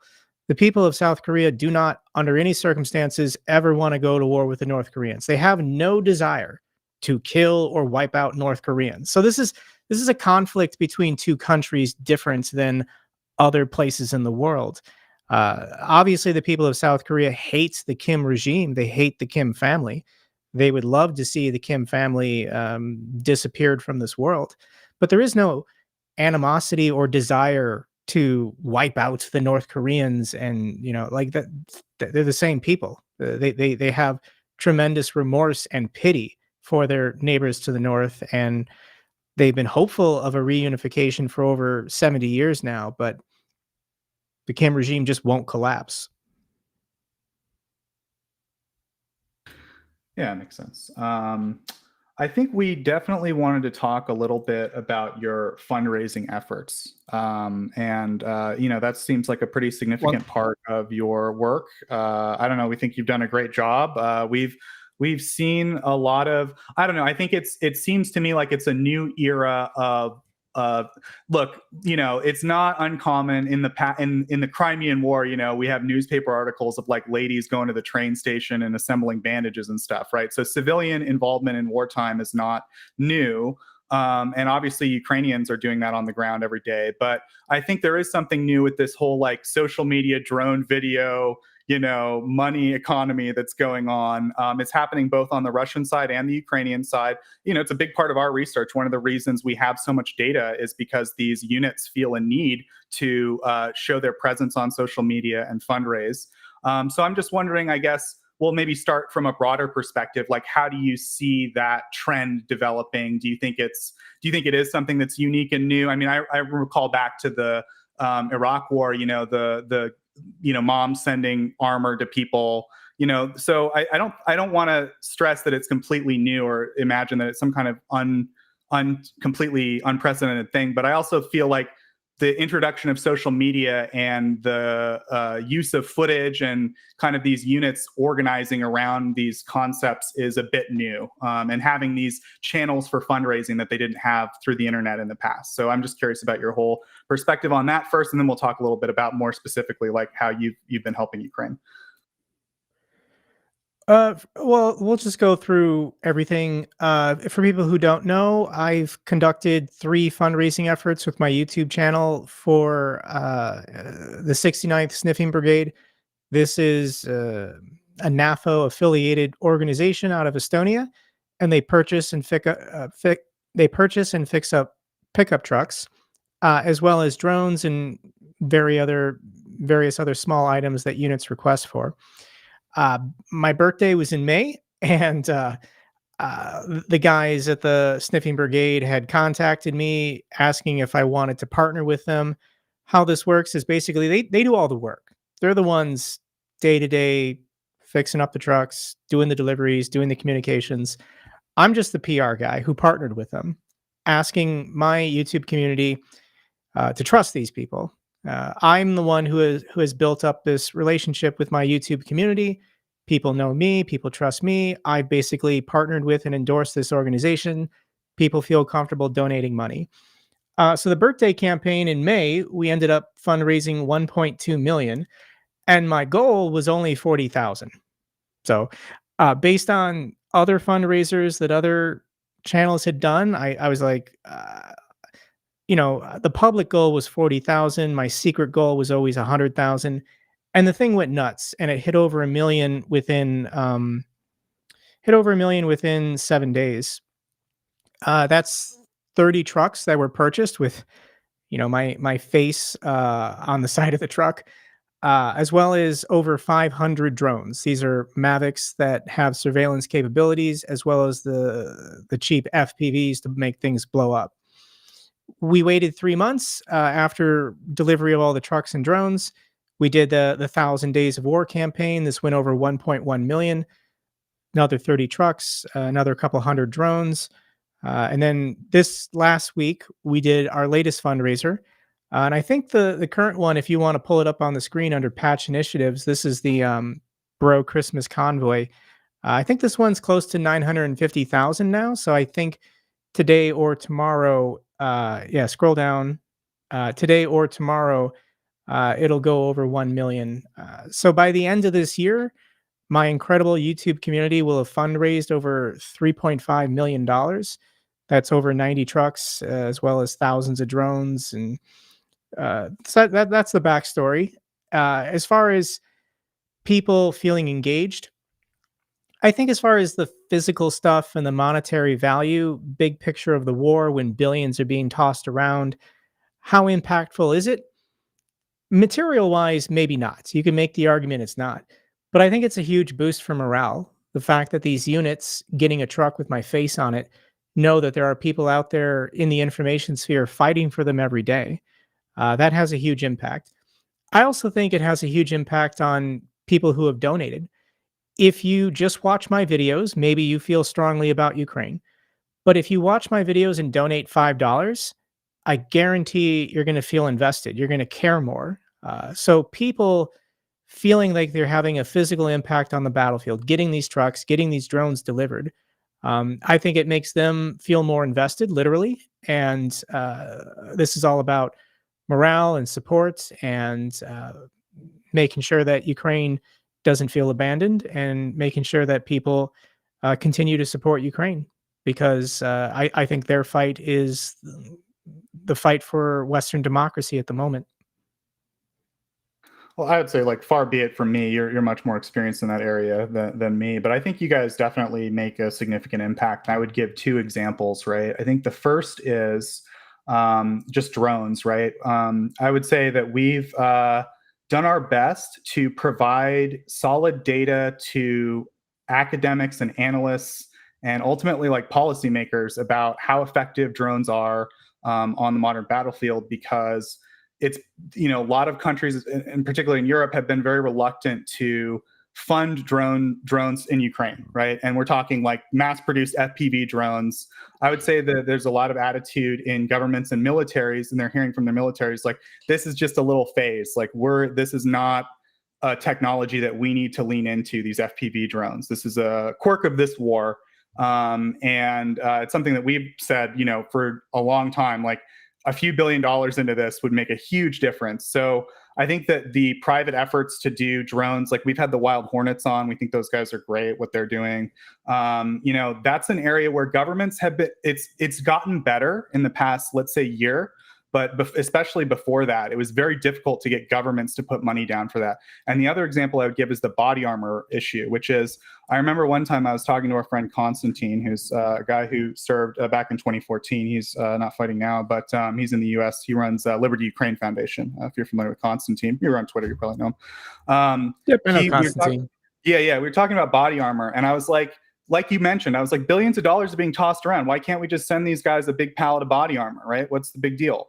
And he basically said, there's not, it doesn't exist. There's no big pallet of body armor to send to our guys, right? And that means that it's just not something that governments are ever going to pay attention to, right? So I think there are these little gaps in supply that can, I think you're right to say that it doesn't have as big an impact as like a Patriot system. And you're right to say that like on the scale of that, it's not going to have an impact. But I do think it does like really save lives, number one, getting those guys like thermal imagers or body armor or drones.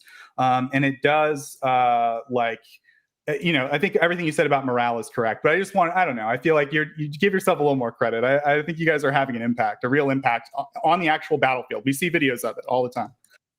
I will say, to maybe clarify something you're thinking about or experiencing, but for defense contracts, for weapons producers, they want to produce as little as possible for as much as possible. I mean, that's just the business strategy for everyone. I mean, that's human nature. Do as little as you can for the maximum benefits.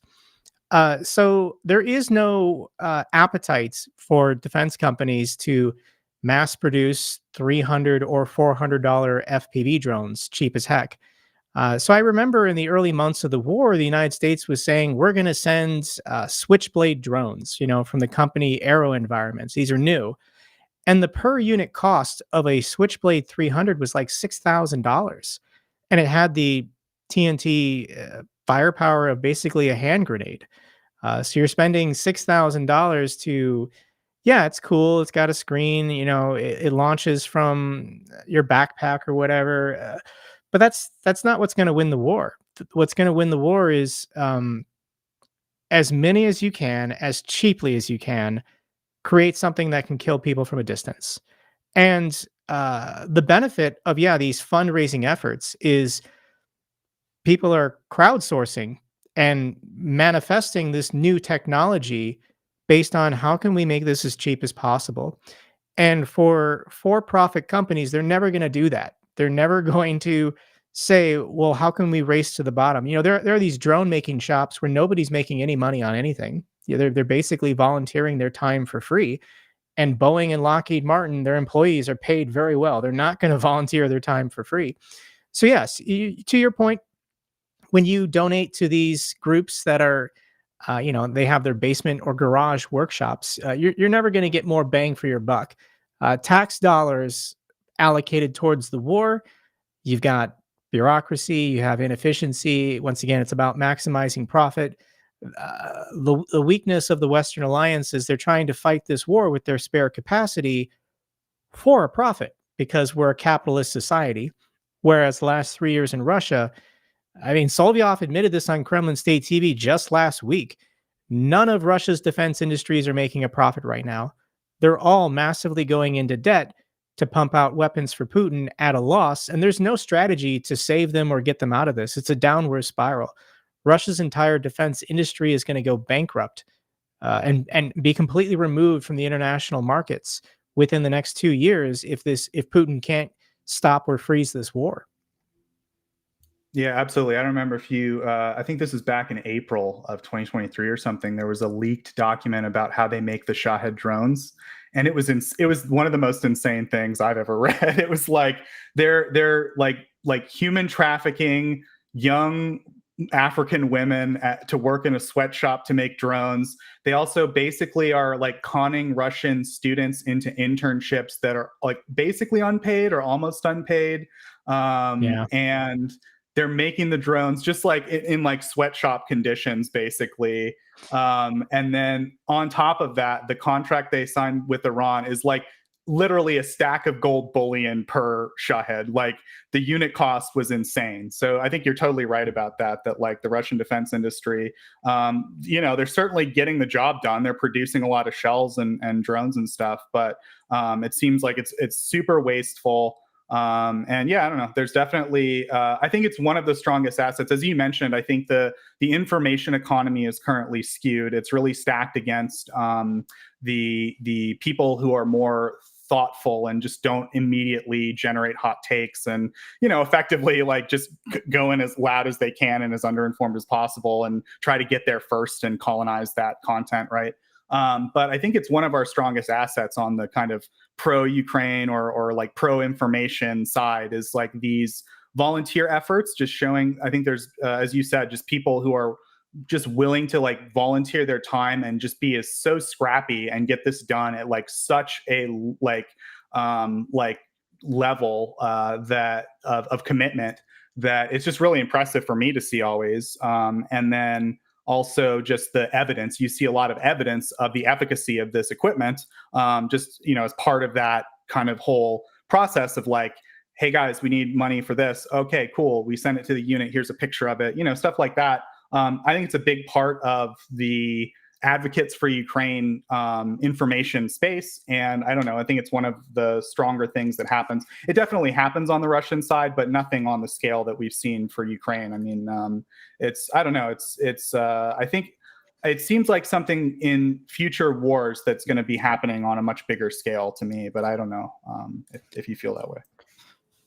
A comment I want to make related to all this is that something we figured out the last 3 years is that sanctions don't work. We'll place sanctions on Russia so they can't buy these chips, so they can't make more missiles. It doesn't matter what individual or what company you sanction. if you have the money, somebody will be the intermediary, through these Central Asian countries or through countries in the Middle East. I don't know. But Russia is still finding a way to get all of the components and pieces they need to build everything. But the downside is the cost of production is now twice as much, or 3 times as much, or 4 times as much, because they're having to pay a 100%, 200%, 300% markup to get these chips and components and pieces through, Kyrgyzstan or, Tajikistan or wherever. And I made this argument 3 years ago, and people who support Ukraine honestly didn't like it, so I stopped saying it. But I think the real battle map is not what you're seeing on deepstatemap.live. The real battle map of who's going to win this war has always been Russia's bank account. How much do they have in their strategic wealth fund to continue fighting this war? So when you make things more expensive for Russia to stay in the war, their runway keeps shrinking of how they can land this plane. So we don't know how much gold Russia has left, but every time Putin signs that check to China or to India or to whoever to get what he needs to keep going, Russia's going to run out of money eventually. If the Western alliance can continue supporting Ukraine for another year or two, even, that might be the breaking point. The Russian ruble today is at 114 to 1 against the US dollar, because they can no longer afford to use foreign currency to buy their own currency to prop up the ruble. Putin's basically given up on this after artificially controlling it the last 2 years. Yeah, we've done our best at Tochnyi. We have a couple economists at Tochnyi, but not a lot. They don't have a lot of free time, and so it's tough to get them. The last time we had our good friend Ben. Can I make a joke real quick? Sure. Can I make a joke about economists? So the Nobel Prize for economists, it's the only career field where 2 people can argue the exact opposite thing and both win. So with math, with numbers, with data, you can repackage, repurpose, create graphs to make any argument you want. I love economists. I'm not one. I took like Econ 101 and 102 in college, but everything I know is based on YouTube videos. But yeah, every time I talk or I see an economist, I'm like, okay, how are you going to manipulate the data to fit your narrative? Because you can do a lot of wonderful things with math and statistics, and it's entertaining and it's fun to watch. But sometimes you only have to be right once in your entire career to publish books and be featured. And economists are hilarious. Yeah, I mean, you're totally right. Like, it's, as a layperson, as a non-economist who goes through YouTube content, I think, the Russian economy, right? You've got super popular channels with credible experts on both sides saying the Russian economy is doomed and spiraling out of control. And then you have economists saying, no, the Russian economy is weathering the sanctions and we're being taken for suckers. So yeah, I agree. And it's so hard to sort through that. It's hard for us to get an economics expert on, and we're just like, hey, does this guy check out, right? So we do our best to have like a couple economists around in our group to like sort through the data. But our good friend Ben, I think, did his best to distill something down, which is like a good example of like the Russian economy situation. This is he did it. He did an up-to-date one, Erlend. Do I have that right? No, it's not today. It says November. Well, I mean, that's through November 24. That's pretty damn current. Yeah, that's close. It's November 7th, but yeah. Yeah. So I've seen this graph, and you can look at it. So the war kicked off, we'll just say January of 2022. Liquid assets. So Russia's wealth fund that wasn't frozen was closer to 300 billion. But if we want to say, yeah, liquid assets 114, you can see in the summer, July 2022, it spiked up because oil prices increased and Russia made a lot of money the first year of the war, unfortunately. But yeah, since the summer of 2022, it's just been going down and down. What does Russia actually have in gold reserves? Who knows? You can see they've obviously given up on their euro reserves and they had to get rid of all of their dollars, as well as British pounds. But yeah, they're surviving on Chinese yuan. And honestly, there's not enough. what the expression people say is there's not enough liquidity of Chinese yuan in the world to handle all these large transactions. For everyone saying the dollar is doomed and we don't want to use the dollar anymore, the dollar is the only currency that can facilitate all of these transactions across, third-party nations. Like these transactions going through Manhattan. Manhattan's the only place in the world that can handle them. China, despite their best, there's just not enough yuan to create the liquidity for people to be using it as an international currency. Let's assume that this is correct, right? And that is the precise amount of gold reserves and Chinese yuan.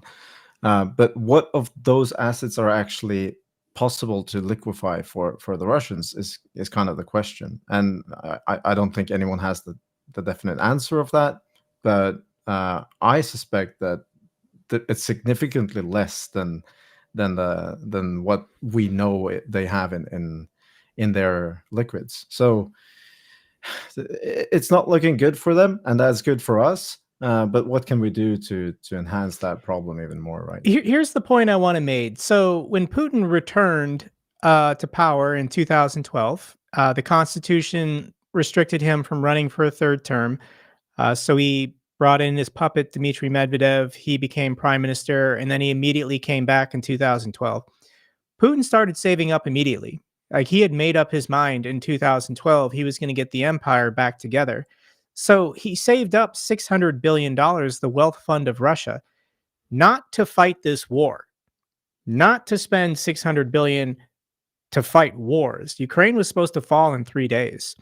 The $600 billion that Putin saved up was supposed to help him survive sanctions for the next 20 years.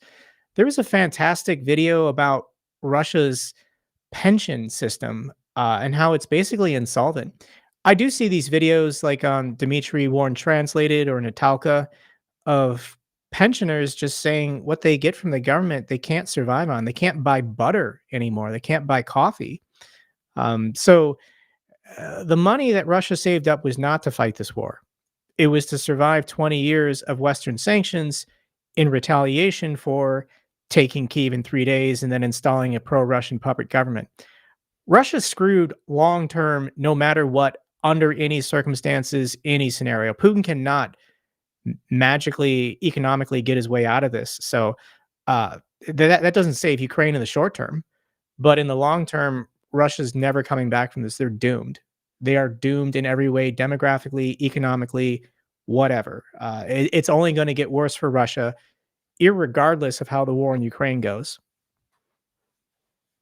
Yeah, it's true. Like, I'm certainly no economics expert, but yeah, and I do my best not to. I think there is a lot of content on YouTube that kind of, like tries to intimate that Russia's political or economic collapse is imminent. And I think that's kind of sensationalist and for clicks.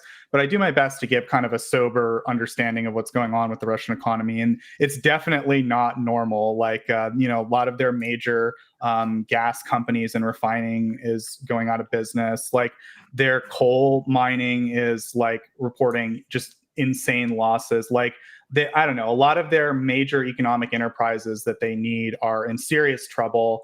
As you said, inflation is very high, especially on very like normal consumer products that just the Russian market has had a really hard time substituting, like butter. As you said, like there are now like theft tags on butter. And Andrew Perpetua is always joking with me about the eggs, because we always look at the price of eggs in Russia because it's insane. And we're like, that's the real metric of the war. Partly kidding, but partly true. So I think there's just a general impression that the Russian economy is like overheating essentially. And then Russia, of course, has a sort of a semi-hotshot economics, person who was educated in the West, has, I would say, a pretty technocratic competency when it comes to running the Russian economy. The funny thing is, it's pretty clear, at least to our economist friends, that she had no prior knowledge of the war happening. Otherwise, she would have obviously like planned for that, but they didn't tell her, basically. So she got hit, very surprised with this war. And she's been sort of trying to deal with the implications of it ever since. But she doesn't seem super optimistic. But I think, I would say the general impression is the wheels come off in 2025. I don't know. Go ahead, Jake. The Russians are so stupid. Putin didn't tell his economic advisors that, yeah, he was launching this war. So what, the central bank lady, I forget her name, but Putin's economic advisors had half of the wealth fund of Russia in international banks because that's the smart thing to do. Diversify your portfolio, diversify your assets. There's no reason not to be keeping your money in Berlin or Paris or London or New York or Tokyo or wherever, because it's an international global system, and having the reserves and buying bonds and keeping it in local governments gives you influence, it gives you access, it gives you benefits. So yeah, this lady had half the wealth fund of Russia in international banks because that's the smartest, best thing to do. And Putin never told her. He never told her what he was going to do. So the first week of the war, all of the G7 countries just froze the assets. And all of a sudden, Putin lost half of his war chest. Now, he's thought the last 3 years he's going to get it back. But actually, no, I don't think he's ever going to get it back now. The majority of it's held in the EU. There's a small amount in Japan, a small amount in Canada and the United States, but most of it is in European countries. And I don't think the EU is ever going to give this money back. They can't. They just absolutely can't. That would be suicide for NATO countries in the EU if they just returned hundreds of billions of dollars to the Russians after everything they've done.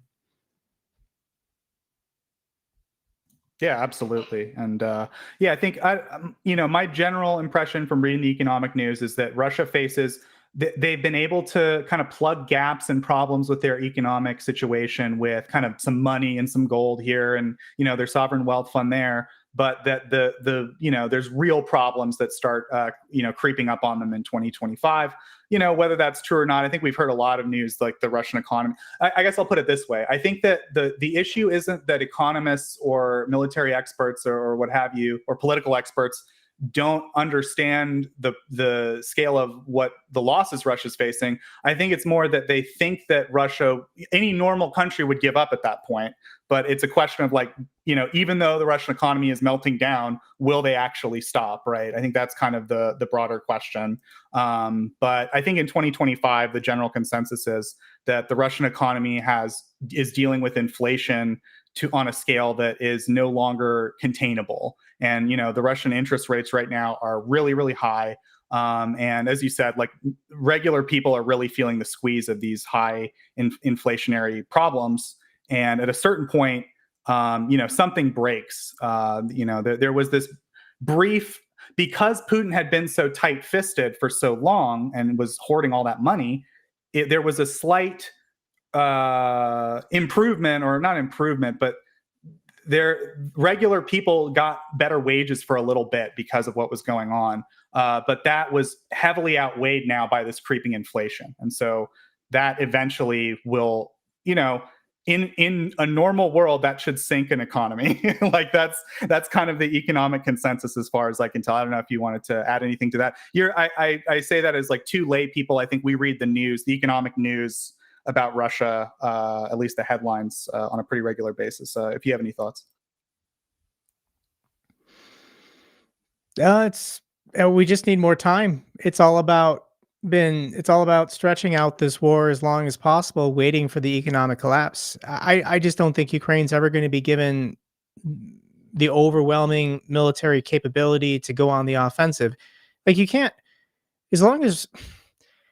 if the Ukrainians are killing more than 1,000 soldiers a day, but Russia is still able to sign contracts and recruit over 1,000 a day, then you're not making progress. You're just standing still. So there has to be some kind of economic or political collapse inside of Russia in order for their military to not be able to regenerate frontline losses. That's how Ukraine wins. That's the only path for victory, in my opinion, at this point. And we're pretty damn close. You think about 3 years, almost 3 years of fighting, when the entirety of World War II was 4 years. This has been a high intensity, full scale war, the largest the European continent has seen since World War II. And I mean, we have to give the Russians some credit for everything that they've been able to do, despite all the sanctions and disadvantages they had. They had lots of advantages, but they also have a lot of disadvantages too. So things are going to change rapidly in the next couple of months. Donald Trump is going to get into office. He's going to claim he's a deal maker and he's going to make peace, and the Russians aren't going to listen to him. The Ukrainians aren't going to listen to him. So yeah, we're going to find out together what exactly is going to happen. But I'm going to advocate to the Ukrainians, don't ever stop. Ignore whatever the Russians say. Ignore whatever Donald Trump says. Let's push this till next summer and see if we can get some kind of economic or political collapse, because I think we're pretty damn close. Yeah. Do we want to touch back on the fundraisers again? Because I think Andrew had a really good comment about what the fundraisers are doing with our communities when we're not actually, in the military, building up or even training up Ukrainians, but we're participating in fundraisers, even just promoting them or donating. We're teaching the militaries how to fight. That is the biggest benefit of fundraisers. And the thing is, resilience have been a thing which a lot of defense analysts have been bringing up as one of the major advantages that Ukraine have, that their ability for the population to mobilize and gather resources that the military need. And I think Andrew makes a good point here, that we're preparing at least parts of the population on how these things and these mechanisms works. And we didn't have these in place before. The Ukrainians have had it for 10 years now, because they started fundraising for the units immediately in 2014. And even before that, when the Maidan revolution was happening, people were fundraising to keep the people there fed, warm, and medical equipment for people treating wounded protesters. So they have extensive knowledge about how to do this already. And I think that comment is really good by Andrew, actually. Yeah, I mean, grassroots efforts are very important. You can either get training and information from the top down, which sometimes doesn't work, but any kind of information or training you can get from the bottom up is usually more real world applicable and reliable and accurate to what people need.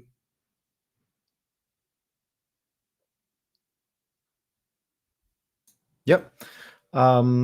Joseph, do we have anything more before we can go to some ending statements, maybe closing statements? Yeah, I guess maybe if we speak proactively, it seems like the momentum is probably going to be in the European capitals for a while. I think both you and I probably agree on that, considering what's going on in Washington. We're hoping, I think, that the Biden administration maybe makes some moves before that, I think, for all the reasons you outlined earlier in the stream.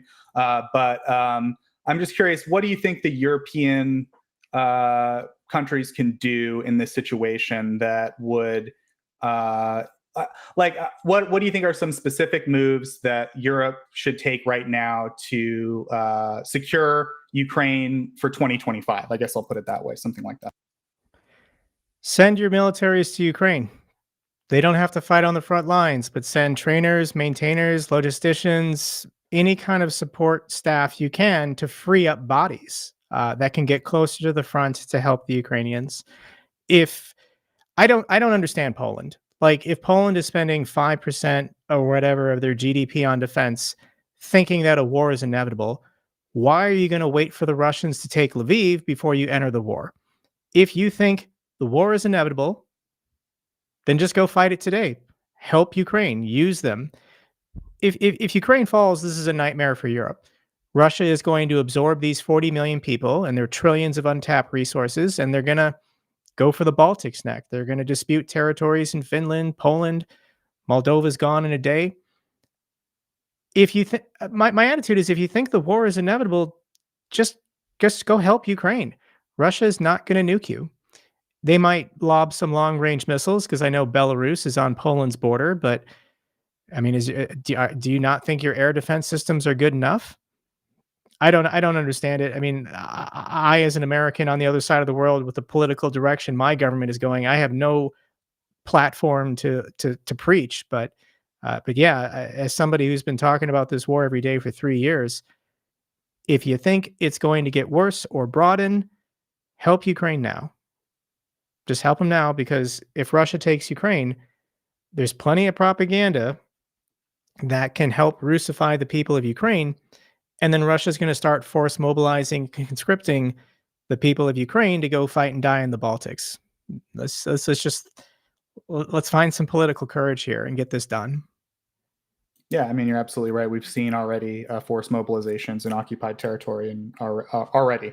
So it wouldn't Ukrainians killing Ukrainians. That is Russia's preferred mode of this war at the moment. They already force mobilized all the men of the Donbass region, the entire adult male of the Donbass region that Russia controlled prior to 22. They're all dead now. It was Ukrainians on Ukrainians the first couple months of this war. They used them up. Yeah, they're force conscripting people in Zaporizhia and Kherson. But I mean, if they get access to Odessa and Kharkiv and Zaporizhia, it's bad. It's going to get real bad. Yeah. And I guess just maybe we'll like wrap up with this, like just in terms of an audience of individuals, doing their best, I think, to support Ukraine, keep it in the kind of public consciousness. Or what do you think on an individual level people need to do to kind of, we talked about fighting disinformation and these fundraisers and things. Like, what do you think is a, again, I think it looks like 2025, we're going to have another year of this war. And I hope it concludes favorably for Ukraine, but going into this next year, what do you think people can do? Well, fascists really like anniversaries and significant dates. So I do think that if Putin tries to negotiate with Trump or get some kind of peace deal, he's going to want to sign something and have a freeze or a victory by May 9th, the Russian parade. Like, I think Putin in his mind is already thinking, I just have to hold on. And then if I can get everything I want by May 9th, we can have a big May 9th Victory Day parade, victory over the fascists of World War II and the Nazis in Kyiv. So I don't think Russia wants this to go the entirety of 2025. I'm going to argue Ukraine should keep going, but I'll support whatever political decisions Zelensky and the government of Ukraine take. I'm not going to tell them to continue a war that they politically have decided they don't want to continue for whatever reason. So closing message for ordinary people: if you've been in the fight, if you've been an information warrior the last 3 years, please stick with it. I understand with elections and politics changing, there's a lot of negative stories and negative news head titles out there, but the Russians are suffering. They're in agony right now, and you can see it in every information space coming out of Russia. But continue watching, liking, comment, subscribing. This all helps with the algorithms. People are going to be nasty to you. I'm sorry. The hate comments are getting really bad against people who support Ukraine right now. But you know your truth. You've been paying attention the last 3 years. Those other people who watch Joe Rogan haven't been paying attention the last 3 years. So just stick with what you know is true and keep fighting. And I hope, we'll find a beneficial resolution within the next year, and Russia will be defeated. Yeah, Jake, I mean, we really want to thank you for coming on. I think it's been really great talking to you. You have a lot of really great insight into, I think, both just the general information space and what's going on there, but also, of course, you have a very strategic mind in terms of what's going on more broadly in the world. So we definitely appreciate all your insights into that stuff. You're, of course, welcome back anytime. We're happy to collaborate with you on anything you want to do. So just if any, sounds like you pretty much gave a great conclusion there. If there's anything else you want to wrap up with, we just want to thank you. No, I appreciate you guys. I appreciate it. So every person posting, it doesn't matter how many views you get. It's a battle, and we're all on the same team. If you're on the side of Western democracy and you're liking, commenting, sharing, it helps everyone. It helps me, get my message out to reach more people. So keep fighting the good fight. I love all you cartoon dogs out there. Definitely. So yeah, people should definitely subscribe to Jake's YouTube channel, Jake Broe, Broe with an E at the end. I think it feels weird plugging you because we're a pretty small operation over here, but of course we should do it. You're a guest on our program, yeah, thanks so much for appearing.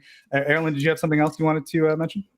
Yeah, I just wanted to plug another recent article that we published. Oh, is it not showing correctly? So Daniele, one of our frequent contributors on of Tochnyi, he has done a very comprehensive study of what sort of targets are out there now as those stupid restrictions that were for way too long enforced on Ukraine are at least partially lifted. So there's nice graphics. So you can use those, Jake, if you want. And we've also spent quite a long time on building maps where we gathered a lot of information that hasn't previously been put out before about ammo depots, oil refineries, air bases. Some of this has been also taken from other people that have agreed that we can use the data, but some is also organic from us, and just shows a lot of stuff that we can, or Ukraine now can reach. Some of it is out of range, but a lot is in range, and that's the counter to the stupid argument that the White House is saying all the time that ATACMS, it doesn't really have the range to do any damage. Absolute BS. We have lots of evidence that there is active ammo depots that are supplying the front lines, and also other logistic hubs, airports that are actually active. So yeah, go check it out. Tochnyi.info. It's this post here. Yep, that's it. Cool. And Thank you, Jake, guys. Do you stream at a regular time? I generally post Sunday, Tuesday, and Thursdays, and if I have time, Saturday. But yeah, I mean, I post whenever the video is ready and done. I don't dither or wait for a specific time.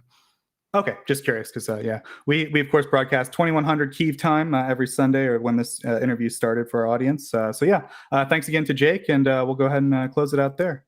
Slava Ukraini. Thanks, guys. Glory to the heroes. Heroes Slava.